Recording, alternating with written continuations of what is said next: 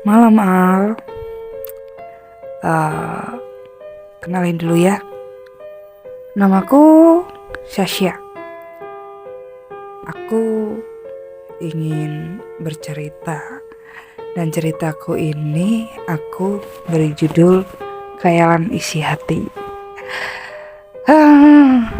Ini buat nemenin kalian juga di saat malam hari kalian tidak bisa tidur. Aku akan bicara atau cerita atau ngeluarin unek-unek yang sehari-hari udah aku lalui.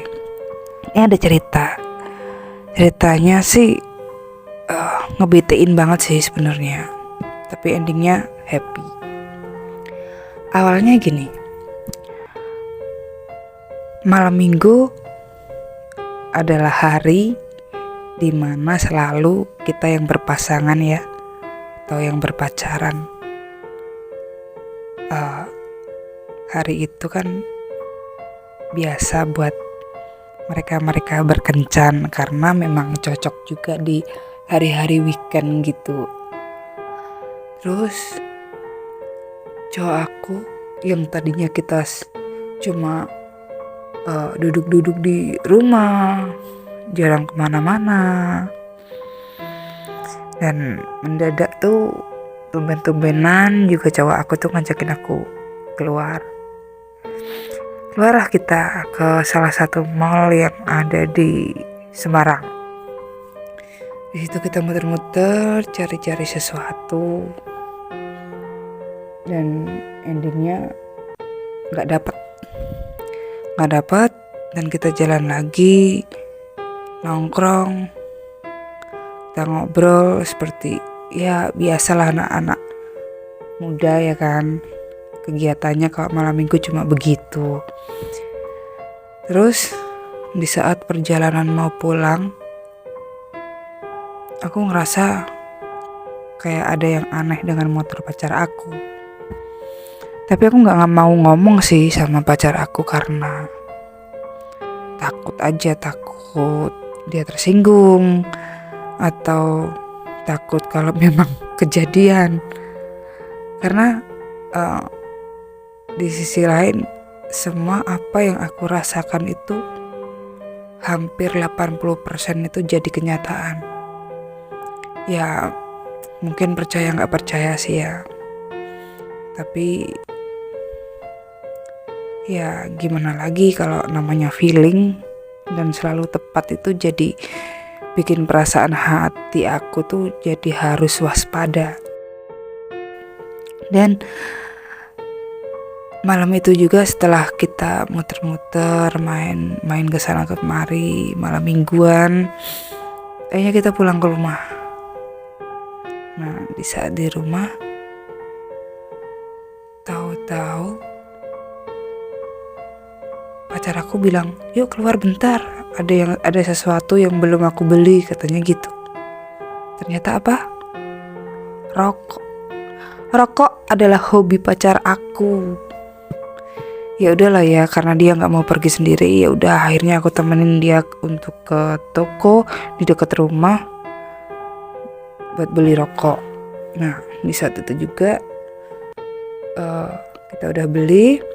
Di saat kita mau pulang, motor itu tahu-tahu mogok di depan toko itu. Dan apa yang kupikirkan terjadi juga kan. Gak tahu ini halangan atau kita lagi apes di malam hari atau gimana. Karena pas kita menuju pulang habis kita malam mingguan itu, ya pacar aku sih kayak gak biasanya kan kita juga biasa kebut sih, tapi kebutnya tuh gak semaksimal malam minggu itu. Tapi ya sudahlah, karena motor itu macet, mogok, di starter tidak bisa. Dan aku telepon teman aku. Teman aku itu adalah salah satu orang yang bisa ngebantu kita di saat motor kita selalu ada masalah. Dan ternyata toko itu tuh deket rumah teman aku. Meskipun kita dulu bukan dulu, selama ini kita teman kerja, aku kan nggak tahu rumah teman aku di mana. Nah, teman aku bilang, bawa aja ke rumahku gitu, kalau misalkan motornya memang mogok kan. Tapi pacarku nggak tahu kenapa, tahu-tahu motornya itu didorong ke bawah di jalan turunan seperti itu. Dia coba kan, dan aku ditinggal di toko. Aku mikirnya, aduh, kalau emang di jalan turunan motornya tetap macet, gimana naiknya? Aku ditinggal di toko sendirian. Terus nanti kalau dia posisinya memang benar-benar macet, mau ke arah naik pun dia juga nggak bisa dong sendirian gitu loh. Jadi dengan pikiranku yang berantakan, mikir sono kesini gimana motor ini bisa nyala, tahu-tahu motor itu nyala beneran dari bawah ke atas. Lucu banget. Abis itu cowokku tuh tahu-tahu senyum kayak orang-orang nggak punya dosa gitu. Yang aku khawatirnya setengah mati karena di jalan turunan sama sekali aku sudah nggak ngelihat dia. Tahu-tahu dia nongol. Hebat kan? Ya kan? Sebecanda begitu dirinya tuh. Padahal sini bener-bener serius. Aduh, sampai aku hubungin teman aku gimana caranya minta bantuan gitu. Ya alhamdulillah lah ya, motor itu nyala kembali. Yaudah kita lanjutin lah sampai ke rumah. Nah, di saat di rumah mati lagi. Aduh, ternyata masih bersambung itu macetnya. Tapi ya untungnya sih kita udah nyampe rumah. Nah, di rumah itu ya udah, karena malam minggu berakhir dan katanya sih malam itu juga dia lembur buat benerin motor. Ada salah apa ya di motornya ya? Nggak tahu akinya, nggak tahu starternya atau apanya. Kalau aku sih nggak ngerti soal motor ya, tapi aku tuh paham banget kalau cowokku tuh paling pinter benerin motor. Biasanya sih seperti itu, karena tiap kali dibawa ke bengkel kemana nggak jadi, dia otak-atik sendiri jadi. Nah, mungkin dari pengalaman itu dia coba-coba kan malam itu juga otak-atik motornya. Takutnya kalau nggak jadi, dia kan kemana-mana kalau nggak pakai motor tetap susah dong, ya kan? Apalagi zaman sekarang, kalau nggak ada motor mau jalan kaki, kayak aku. Malam itu juga dia lembur otak-atik motor. Tapi di batin dia udah ngomong, kalau misalkan motor ini nggak jadi, berarti mau nggak mau besok paginya dia harus bawa ke bengkel. Dia otak-atik, dia coba starter berkali-kali, tetap hasilnya nihil. Dan mau nggak mau, berarti besok harus dibawa ke bengkel. Nah, habis itu singkat cerita, di saat pagi hari jam 10, dia ngajakin aku ke bengkel. Yuk Bi, ke bengkel. Ngapain? Benerin motor. Nah, di dekat rumahnya kan ada jalan naik turun tuh. Nah, dia nyuruh aku bantuin dia ngedorong. Ini nggak ngedorong turun, tapi ngedorong naik. Ya udahlah, karena apa-apa kita selalu sama-sama kan, makanya kita dorong motornya tuh naik. Posisi itu kita sama-sama sudah mandi, dan kita mandi lagi, mandi keringat maksudnya. Habis itu motornya kita dorong lagi ke atas. Setelah kita dorong ke atas, motor itu diputar balik, dia turunin tuh motor, di jalan turunan kan, nyala itu motor. Kayak kejadian waktu malam itu, ya kan? Dia jalan turunan, nyala. Dan ini juga sama. Tapi kita nggak berhenti sampai di situ dong, mentang-mentang motornya sudah nyala, terus kita nggak jadi ke bengkel, kita tetap ke bengkel. Karena dengan di bengkel kan kita jadi lebih paham nih, ada kesalahan di apa gitu. Sampailah kita ke bengkel yang pertama. Ke bengkel yang pertama kebetulan di situ ada beberapa motor yang akan diperbaiki dan ada salah satunya yang sedang diperbaiki juga sih sama bapak bengkelnya itu. Terus kita berhenti di situ karena kita takut motor kita macet. Makanya motor kita tetap dalam posisi nyala. Ya kan? Nah, di situ kita bilang sama bapaknya, "Pak, maaf bisa benerin motor saya nggak, Pak? Karena ada kendala di starter nggak nyala." Seperti itu. Dan apa tanggapan bapak itu? Bilang, "Ngantri, Mas. Masih ada antrian banyak." Itu dari bapak bengkel pertama bilangnya seperti itu. Tapi dia nggak mau ngecek atau apa. Tapi raut mukanya sih kayak raut muka-muka yang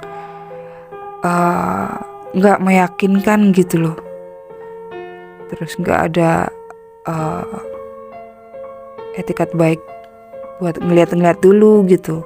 Toh juga nggak hari itu juga langsung dibenerin kan cuma dilihat dulu apa iya gitu, enggak. Terus dari orang-orang yang di situ tuh ada salah satu orang yang benerin motor mungkin juga ya di situ tuh bilang, "Coba Mas di bengkel bawah." Maksudnya bengkel bawah tuh di bengkel yang pertama itu karena arah jalan turunan nyuruh kita ke sana. Dan kebetulan waktu malam itu kan kita malam minggu nih. Pas waktu kita jalan kan. Nah, jadi pas ke bengkelnya kita di hari Minggu. Dan di bengkel yang kedua itu ternyata bengkel itu tutup. Dan kita masih seperti awal tidak matiin motor karena takut dong kalau nanti tahu-tahu macet lagi kan. Ya udahlah, jadi bengkel yang kedua itu tutup. Akhirnya kita putar balik, kita jalan lagi ke atas. Ke atas lagi kita melewati bengkel yang pertama kan. Kita naik ke jalan yang lebih tinggi. Di situ kita nemuin bengkel yang ketiga. Di situ bengkelnya lumayan gede lah ya dari bengkel yang pertama dan yang kedua. Nah, di situ juga banyak karyawan, juga banyak motor-motor juga yang sedang diperbaiki. Nah, di situ aku sama cowok aku turun dan ngomong juga sama mas-mas bengkelnya di situ. "Mas, bisa benerin starter ini enggak? Kok ada problem di sini. Nah, itu problemnya apa kan? Ya mungkin pacar aku sendiri yang menjelaskan ya. Toh juga aku gak begitu paham soal motor. Abis ngomong itu selesai, tukang bengkelnya langsung bilang gak bisa. Kan aneh tuh. Bengkel segede itu, ya kan? Banyak karyawan dan banyak motor yang sedang diperbaiki. Tapi ketika pacar aku mengeluh sama tukang bengkelnya itu, mas-masnya itu, langsung dia jawab tanpa berpikir panjang. Dia bilang, "Gak bisa, Mas." Dan dia ngarahin kita ke bengkel yang di deket bengkel tersebut. Turun. Itu Mas, turun dikit di sebelah kanan itu nanti ada bengkel. Dicobalah di situ. Mungkin bisa. Gitu loh. Anehnya, terus buat apa dia kerja di bengkel segede itu kok dia bilang gak bisa?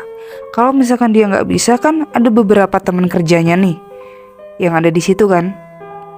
Barangkali dari dianya yang gak bisa, temannya kayak atau bosnya kayak.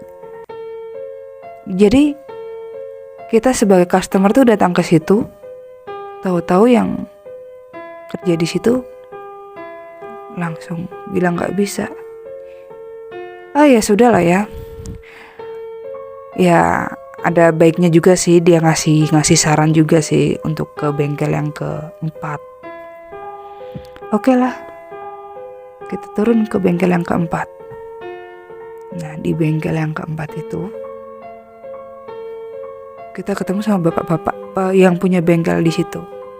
Bapak-bapak juga kebetulan sih lagi benerin beberapa motor juga sih. Tangannya kan udah kelihatan tuh kalau bengkel sedang memperbaiki motor, pasti tangannya pada hitam-hitam semua karena kena oli lah, kena kotoran dari motor itu tersebut kan. Terus habis itu aku nyamperin bapaknya. Dia ngeluh, "Pak, saya kok ada masalah soal starter motor, kenapa ya Pak? Bisa diperbaiki nggak ya Pak?" Bapak itu sempat heran sih, karena apa? Karena posisi motor kita kan nyala. Karena kita sudah dari awal itu kita sudah berpikir pokoknya motor ini nyala, jangan sampai kita matiin sebelum kita menemukan bengkel yang benar-benar bisa benerin motor kita ya kan. Nah jadi bapak itu heran, ini motor nyala kok bilang suruh benerin starter. Kan kesannya konyol nih ya kan. Coba deh kalau di logika. Tapi dengan bapaknya yang sangat baik ya, sangat baik, hatinya mulia mungkin ya, bapak itu langsung berhenti betulin motor yang sedang diperbaiki, langsung nyamperin ke motor kita. Nah disitulah motor kita tuh otak-atik, dimatiin, dihidupin, matiin, hidupin starternya itu berkali-kali, bisa kok nyala. Kan kita heran, soalnya gini, dari kita macet yang pertama sampai dibawa ke rumah, sampai di otak-atik sendiri tetap nggak nyala ya kan. Di saat kita jalan ke jalan turunan, motor itu nyala. Masa kita harus kayak gitu tiap hari sih? Masa kita tiap hari harus cari jalan turunan sih biar motornya nyala? Capek dong kalau kayak gitu terus ya kan. Nah, terus bapak itu ngasih saran sih sama cowok aku, ini nyala kok mas, nggak mati. Gini aja mas, coba kalau nanti misalkan motor ini mati, tolong mas otak-atik ini, kayak gitu. Otak-atik di salah satu satu kabel penyalur mesin itu. Aku sih nggak begitu paham, cuma cowok aku sih paham apa yang diarahin sama bapak bengkel itu kan. Kalau misalkan nggak bisa tetap mati, ya nanti mas kesini aja, begitu. Langsung dikasih saran seperti itu. Terus aku sama cowok aku ketawa dong. Dengan kita capek-capeknya cari bengkel yang benar-benar bisa benerin motornya kita, tahu-tahu sepele, di prank kita sama motor. Gimana nih? Geli-geli kan? Nah setelah motor itu mati, dihidupin nyala, mati lagi, dimatiin lagi, hidupin lagi nyala. Dan cowok aku coba, iya ada bapak bengkelnya itu. Bapak bengkelnya itu sedang benerin motor loh. Dia mau nyamperin kita, mau ngecek motor kita. Beda sama yang bengkel pertama, dia langsung punya alasan ngantri mas, tanpa dia lihat dulu kondisi motor kita seperti apa. Ya aku tahu bener kalau benerin motor itu ngantri, karena banyak antrian, ngerti aku. Tapi mbok ya dilihat sebentar gitu loh, apa salahnya sih? Ya kan, itu ya bengkel yang pertama. Udah yang kedua tutup, yang ketiga bilang nggak bisa. Ya udahlah, mungkin karena ya ini juga kebaikan dari Allah ya kan. Dengan tangannya bapak dari bengkel yang keempat, cuma hidupin matiin starter, itu nyala banget. Dan itu gratis. Bersyukur nggak sih? Meskipun kita sudah capek dari bengkel yang pertama, kedua, ketiga, sampai keempat. Ya nggak apa-apa sih ya, ini kan juga hasil dari usaha kita. Gimana caranya biar motor kita ini kembali nyala gitu kan. Ya seneng sih, akhirnya motor kita kembali nyala. Dan ya tetap terima kasih juga sih sama bapak bengkel yang keempat dengan baiknya nyamperin kita. Meskipun di bengkel keempat itu ada orang yang punya motor yang sedang diperbaiki bapaknya itu, dan customer itu juga nggak komplain gitu loh, nggak komplain di saat motornya ditinggal sama bapak bengkelnya buat melihat punya motor kita. Baiknya di situ ya kan. Jadi mungkin suatu saat kalau misalkan nih, ya amit-amit ya, kalau misalkan motor kita rusak, mungkin ya kita bisa lari ke tempatnya bapak itu. Kan bapak itu juga baik, kayaknya bapak itu ngerti banget sih soal motor deh, beda sama yang bengkel pertama sama yang ketiga tadi. Tapi ya sudahlah, habis itu kita happy.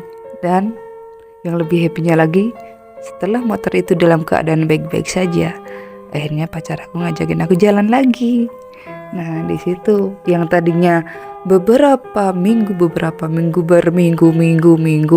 kita nggak pernah jalan, sekali jalan kita di prank sama motor kita dan kita jalan lagi, rasanya seneng banget. Ya ini buat pengalaman juga sih. Oh ya, buat kalian semua ya, terutama teman-teman yang mau pergi ya kan menggunakan motor, ya nggak motor juga sih ya, mobil atau apalah kendaraan yang kalian punya, tolong entah itu kalian pergi jarak jauh atau jarak dekat, tolong dicek dulu ya kondisi motor, apakah motor kalian itu dalam keadaan baik atau enggak. Karena kan kita nggak tahu nih di perjalanan kita apakah ada kendala atau tidak. Tapi seenggaknya kan dari awal kita sudah waspada, kan jadi kita aman dari rumah. Oh motor kita keadaannya baik-baik saja, jadi posisi kita mau pergi pun jadi kita nggak usah khawatir. Karena apa? Karena takutnya di saat motor kita macet, di saat itu juga kita tidak menemukan bengkel terdekat, itu lebih ngeri lagi. Makanya buat kalian aku saranin seperti itu ya. Dan inilah ceritaku yang pertama. Simple sih, tapi nyebelin. Happy, tapi apa ya? Ya buat pengalaman aja lah ya. Oke, cukup sekian cerita dari aku. Dan selamat malam.